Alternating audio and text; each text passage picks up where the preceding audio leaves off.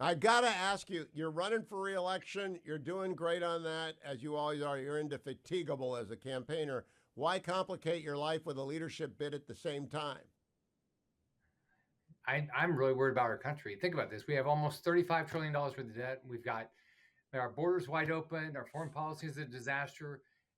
We've got to have a pretty big change here. And look at my background. I'm a turnaround guy. I did it in my business life. I turned around Florida. Florida was a disaster when I got started. And this place has got to change. We have to have dramatic change. Not we need to. We can't just we'll do a little bit different. We have to have a dramatic change. And I want to get something done up here. And Trump's going to win. I want to be his partner to dramatically change this country. Get our budget balance, secure the border, have better foreign policy. All these things. So I'm gonna work hard, and we'll see what happens. All three of the candidates, you, John Thune, John Cornyn, are friends of my program, and I enjoy time spent with you. I'm going to stay far away from this race because no one who's not in the Senate has any idea what's going on. But let me ask you something, Senator Scott. You just said you expect Trump to win. Do you expect Trump to have a position on the leadership race in the Senate GOP? I don't know. I talked to him yesterday. I've known him for a long time. I actually knew him before I ran for governor. He said he was excited that I got into the race. We'll see what happens. I don't know if he'll do that or not. But what I'm doing is I called every Republican senator last night. I want to get their ideas. I want to see if I can earn their support. But look, there's a lot of wonderful people here, a lot of talent here. We just got to have a dramatic change to get better things done. A lot of people hold their cards close to the vest on this. Did anyone come out and say, I'll be with you, Rick? You tell them I'm on your team? Because I haven't seen anyone declare for anyone yet. No, well, as you know, I ran in the end of 22, and I got quite a bit of support then. So I think, I'm optimistic, but look, everybody's going to wait and I think decide when the election happens, and I respect that. And what I'm going to do is I was very clear. I don't know if you looked at the letter I put out. You can look at it. I was very clear on the things I believe in and the reason why I'm running and the things I would change. And guess everybody, and anybody that wants to run for any of these leadership positions, I think that's what we ought to be doing. We ought to have forums and talk about what we're doing and let everybody decide if it's good for them and good for their state.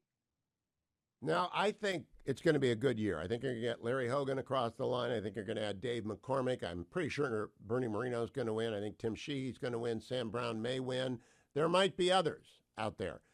Do they get to vote on the leadership race, or is the leadership race before they're sworn in? No, they get to vote on it.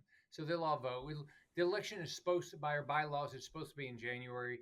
They moved it up to November in the past, so we'll see when we have it this time. But yeah, they'll have the opportunity to vote. So hopefully we'll have a lot of new Republican senators. We'll have a nice majority, which will make it easier to try to get things done. As you know, it takes 60 votes to pass legislation up here.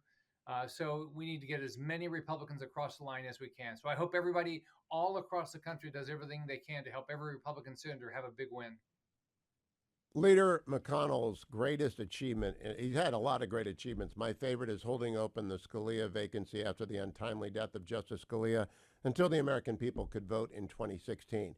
If you are the leader of the Republicans and they're in the majority, how important are judicial confirmations from Donald Trump going to be to you, Senator Scott? Uh, it's a lifetime appointment. It's the most important job thing we do up here is get good conservative judges approved. And so that's what I'll work on really hard. I think you're right. I think that was historic what Leader McConnell did to hold that seat open, because think about how many court decisions have been impacted by that decision. So I respect what he did. He did the right thing. Donald Trump gave us great nominees. And hopefully, after Donald Trump wins, we'll have more great nominees. So we'll continue to have a Supreme Court that believes in the conservative values and following the Constitution. Now, Senator Scott, I want to come back to Trump in a moment and why you think he's going to win, but I got to ask you about blue slips. This is really one of my trigger issues. I hate them. I hate the idea that two Democrats can deny Donald Trump, because you have two Democratic senators from New York and California. They didn't get one district court judge in 4 years that was, a good conservative in California, because they had two Democratic senators. Are you in favor of changing the blue slip rule somehow to allow blue states to get a decent judge every now and then? It works the same way on our side. I mean, they've had six appointments so far, two U.S. attorneys and four judges in Florida under Biden since I've been there. So I have that same opportunity. So the way I look at it is, I could argue both sides of it. I've never really thought about it because it is the existing rules. It's under the existing rules. The so I see the point of not having them, but also see the value when we have somebody like Biden there that I and Marco Rubio in Florida that we can hold up bad judges too. Yeah, give it some thought. There's got to be a better way here. Second policy question: if you're a leader of the Republican caucus, will you entertain moving NIL legislation? And I ask that because the last time I addressed the conference, we ended up talking about name, image, and likeness law and the 50 different states versus one federal approach for an hour and a half. I don't know anything about it, but that's where we went. What do you think about it? I think we really need. I think it's completely changed. Whether it was positive or negative, it's completely changed college sports. I think we need to. I think we need to be part of the solution. I think what we're doing now is going to have. I think bad repercussions to college football. How we think about college football. So I think we got to figure out how to do this better.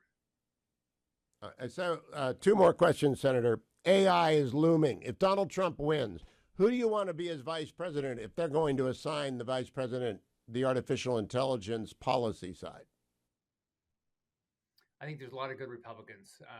I think there's a lot of good Republicans that he could pick. I think I think the most important thing for him is to pick somebody that's going to make sure he wins. I think that he's got to win. The most important job is the president of the United States. The second most is the vice president of the United States, but he's got to win. So I think my hope for him is he picks somebody that makes sure he gets across the finish line, has a dramatic win. He has a mandate for change. And my last question is about the trials of Donald Trump. And this joke of a kangaroo court case and this partisan judge Merchant. What does this say to you about the state of American rule of law? Because to me, it's an inflection point, and it's a red siren whirling and twirling. It's the scariest time in my lifetime to watch a friend be persecuted. When you know that Biden set the number 3 person from the Justice Department down to a district attorney's office to prosecute the former president. When you hear that they were allowed to use lethal force to go pick up documents at Mar-a-Lago, this is a scary time. And if we don't change this, then there's not one American that's safe. They'll be able to go. I agree with that, Senator. What's your campaign website? I want to make sure people know how to help Rick Scott out get reelected in Florida. So you can go to rickscott.com. Rickscott.com. Thank you, Senator. Always a pleasure to talk with you.